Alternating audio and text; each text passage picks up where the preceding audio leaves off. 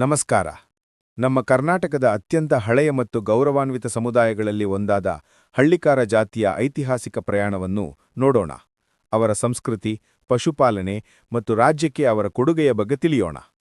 ಹೆಸರಿನ ಮೂಲ. ಹಳ್ಳಿಕಾರ ಎಂಬ ಹೆಸರಿನ ಮೂಲವನ್ನು ಗಮನಿಸಿದರೆ ಅದು ಹಳ್ಳಿ ಹಾಗೂ ಕಾರ ಎಂಬ ಎರಡು ಪದಗಳಿಂದ ಬಂದಿದೆ ಎಂದು ಹಲವರು ತಿಳಿಸುತ್ತಾರೆ.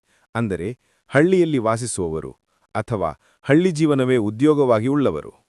ಹಳ್ಳಿ ಜೀವನ, ಪಶುಪಾಲನೆ ಮತ್ತು ಕೃಷಿ ಇವುಗಳೊಂದಿಗೆ ಬೆಳೆದ ಸಮುದಾಯವೇ ಹಳ್ಳಿಕಾರರು. ವಾಸಸ್ಥಾನ. ಈ ಸಮುದಾಯ ಮುಖ್ಯವಾಗಿ ಮಂಡ್ಯ, ಮೈಸೂರು, ಹಾಸನ ಮತ್ತು ತುಮಕೂರು ಭಾಗಗಳಲ್ಲಿ ವಾಸವಾಗಿದ್ದು, ಇಂದಿಗೂ ಹಳೆಯ ಮೈಸೂರು ಪ್ರದೇಶದಲ್ಲಿ ಇವರಿಗೆ ವಿಶೇಷ ಪ್ರಾಮುಖ್ಯತೆ ಇದೆ. ಇವರ ಬದುಕು ಹಸಿರು ಮತ್ತು ಪ್ರಕೃತಿಯೊಂದಿಗೆ ಹೆಣೆದುಕೊಂಡಿದೆ. ಮೂಲ ಉದ್ಯೋಗ ಮತ್ತು ದನಗಳ ಮಹತ್ವ. ಹಳ್ಳಿಕಾರರು ಮೂಲತಃ ಪಶುಪಾಲನೆ ಮತ್ತು ಕೃಷಿ ಮಾಡುವ ಸಮುದಾಯ. ಇವರು ಸಾಕುತ್ತಿದ್ದ ಹಳ್ಳಿಕಾರ ಜಾತಿಯ ಎಮ್ಮೆ ಮತ್ತು ಗೋವುಗಳು ಕೇವಲ ಸಾಕುಪ್ರಾಣಿಗಳಾಗಿರಲಿಲ್ಲ. ಅವು ಶಕ್ತಿ, ವೇಗ, ತಾಳ್ಮೆ ಮತ್ತು ಗಟ್ಟಿತನಕ್ಕೆ ಪ್ರಸಿದ್ಧವಾಗಿದ್ದು, ಇಡೀ ನಾಡಿನ ರೈತರಿಗೆ ಹೆಮ್ಮೆಯ ಆಧಾರವಾಗಿದ್ದವು. ರಾಜರ ಅನುಗ್ರಹ. ಮೈಸೂರು ಒಡೆಯರ್.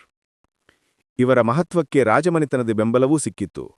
ಗಂಗಾ, ಹೊಯ್ಸಳ, ವಿಜಯನಗರ ಮತ್ತು ವಿಶೇಷವಾಗಿ ಮೈಸೂರು ಒಡೆಯರ್ ಕಾಲದಲ್ಲಿ ಹಳ್ಳಿಕಾರರ ಮಹತ್ವ ಹೆಚ್ಚಾಯಿತು.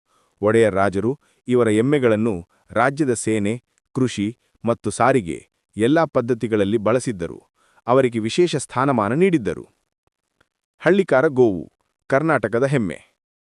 ಹಳ್ಳಿಕಾರ ಸಮುದಾಯ ಪೋಷಿಸಿದ ಎಮ್ಮೆ ಮತ್ತು ದನ ಭಾರತದಲ್ಲೇ ಅತ್ಯುತ್ತಮ ದನಜಾತಿಗಳಲ್ಲಿ ಒಂದು. ಇದರ ಸಾಮರ್ಥ್ಯ ಎಷ್ಟಿದೆಯೆಂದರೆ ಈ ಮೂಲ ಜಾತಿಯಿಂದಲೇ ನಂತರ ಅಮೃತಮಹಲ್ ಮತ್ತು ಖಿಲ್ಲಾರಿ ಎಂಬ ಪ್ರಸಿದ್ಧ ದನಗಳ ಜಾತಿಗಳು ರೂಪುಗೊಂಡವು. ಇದು ಹಳ್ಳಿಕಾರರ ಪಶುಸಂಗೋಪನಾ ಜ್ಞಾನಕ್ಕೆ ದೊರೆತ ದೊಡ್ಡ ಗೌರವ. ಕೃಷಿ ಮತ್ತು ಹಳ್ಳಿ ಸಂಸ್ಕೃತಿಯ ಬೆನ್ನೆಲುಬು. ಹಳ್ಳಿಕಾರರು ಕೃಷಿ ವ್ಯವಸ್ಥೆಯ ಮುಖ್ಯ ಆಧಾರವಾಗಿದ್ದರು.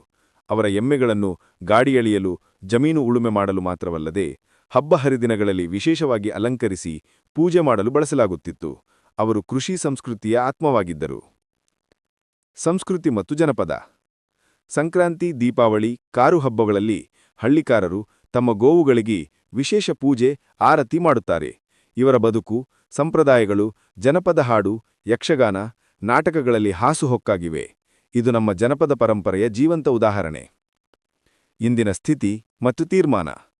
ಇಂದಿಗೂ ಹಳ್ಳಿಕಾರರು ತಮ್ಮ ಮೂಲ ಉದ್ಯೋಗವಾದ ಪಶುಪಾಲನೆ ಮತ್ತು ಕೃಷಿಯನ್ನು ಮುಂದುವರಿಸುತ್ತಿದ್ದಾರೆ. ಜಾತಿ ಸಂರಕ್ಷಣಾ ಯೋಜನೆಗಳಿಂದ ಲಾಭ ಪಡೆಯುತ್ತಿದ್ದಾರೆ. ಇವರು ಕರ್ನಾಟಕದ ಮೂಲ ಸಂಸ್ಕೃತಿ ಮತ್ತು ಪಶುಪಾಲನಾ ಪರಂಪರೆಯ ಅವಿಭಾಜ್ಯ ಅಂಗರು. ನಿರೂಪಣೆ. ಶಕ್ತಿಯ, ಶಿಸ್ತಿನ ಮತ್ತು ಸಂಪ್ರದಾಯಗಳ ಸಂಕೇತವಾದ ಹಳ್ಳಿಕಾರ ಜಾತಿ ಇಂದಿಗೂ ನಮ್ಮ ಸಂಸ್ಕೃತಿಯ ಗರ್ವವಾಗಿದೆ. ಈ ಮಹತ್ವದ ಇತಿಹಾಸವನ್ನು ತಿಳಿದು ಮುಂದುವರಿಯೋಣ.